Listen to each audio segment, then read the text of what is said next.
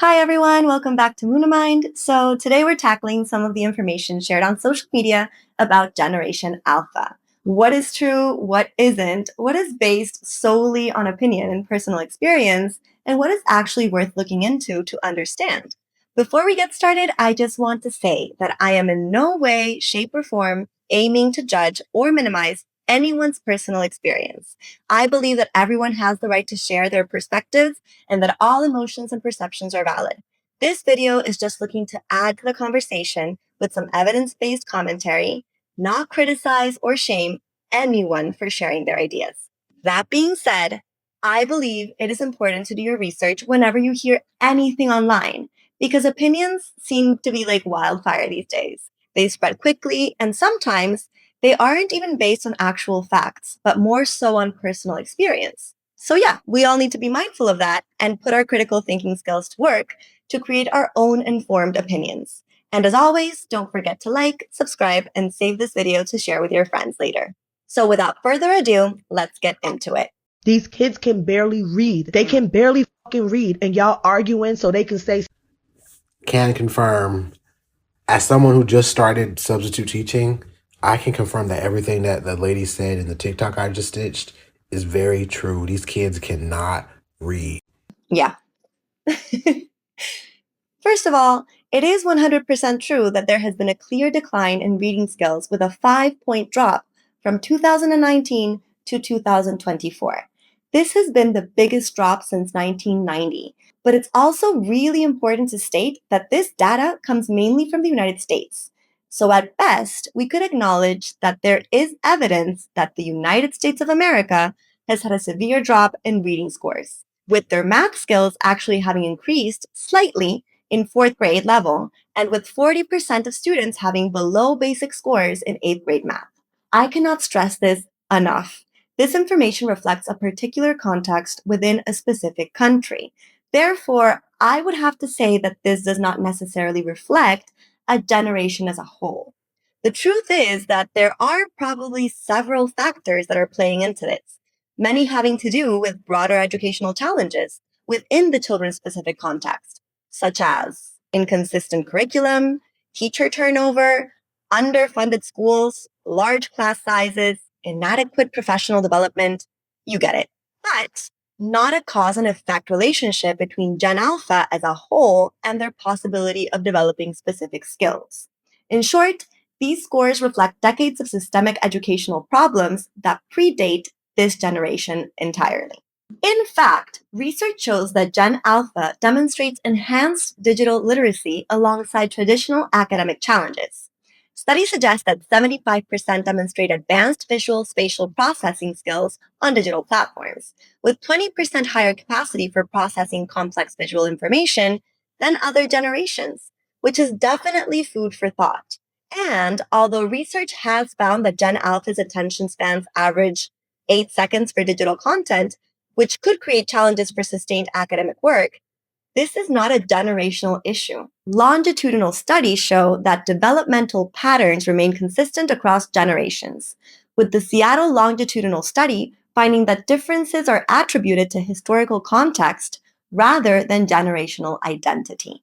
The Barcelona longitudinal study of 2,835 children found normal attention development patterns regardless of generation, with no evidence of generational differences in fundamental cognitive processes.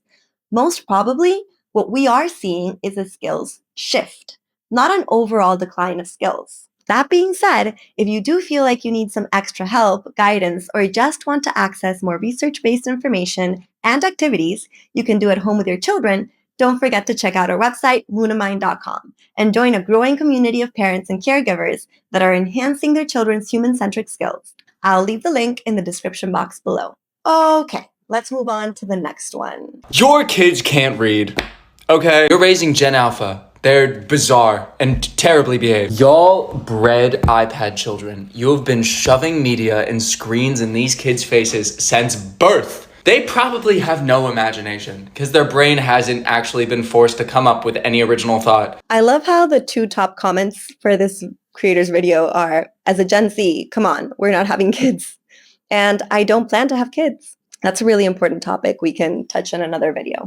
Okay, I think you get the gist of what this creator is trying to say. And again, I really want to be clear on this. I don't want to take away from this creator's personal experience, but research doesn't necessarily back this statement up.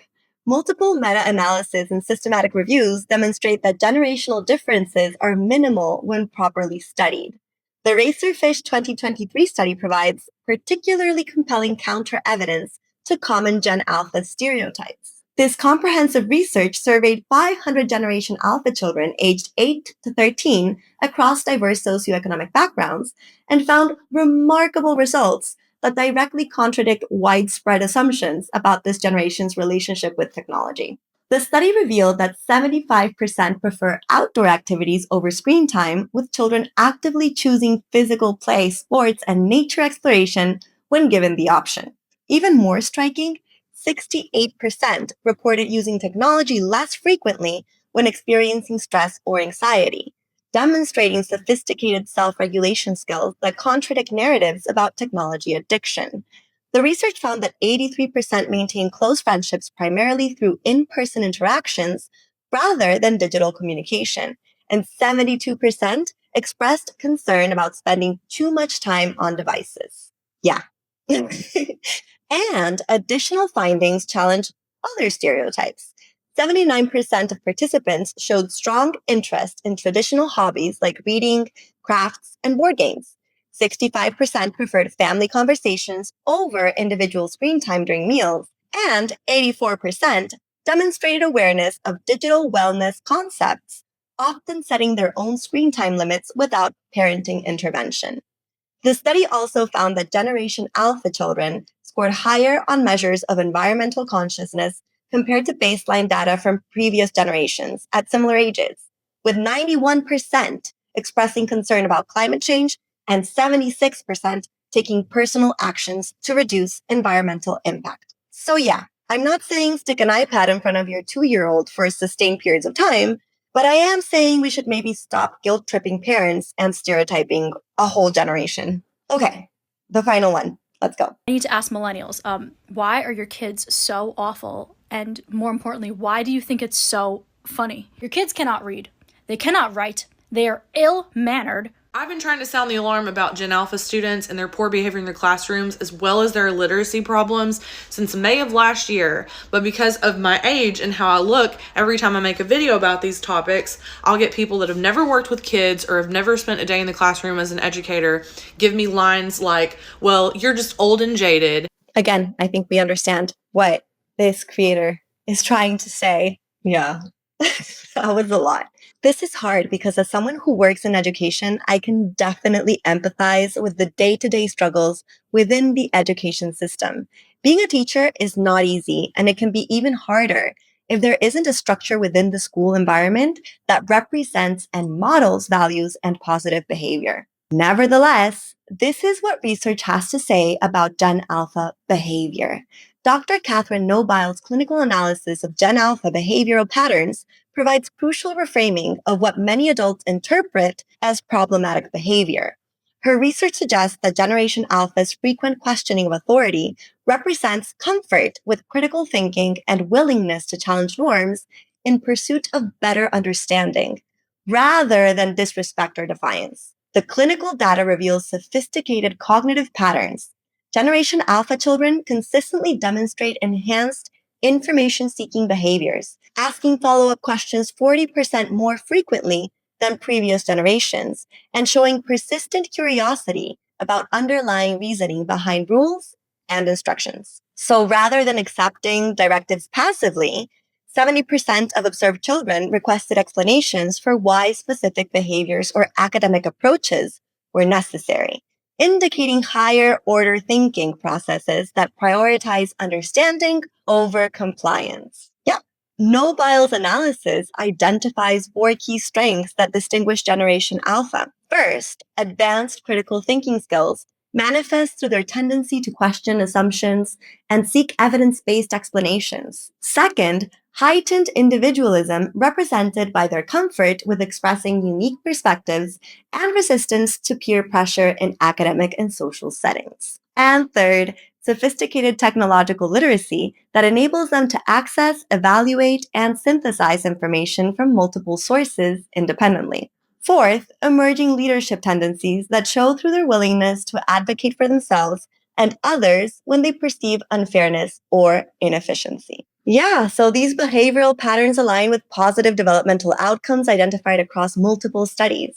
Research consistently shows that children who question authority appropriately develop stronger moral reasoning capabilities, enhanced problem-solving skills, and greater resilience in challenging questions. The clinical evidence suggests that what many adults perceive as disrespect actually represents adaptive responses to an information-rich environment where blind obedience is less valuable than critical evaluation, precisely the skills needed for success in 21st century contexts. So to sum it up, I would say the panic comes from measuring Gen Alpha using 20th century metrics instead of recognizing they're developing 21st century skills. So that's it for today, guys, but please make sure to like and subscribe if you haven't already. Thank you so much for joining me today. I hope you find this information useful.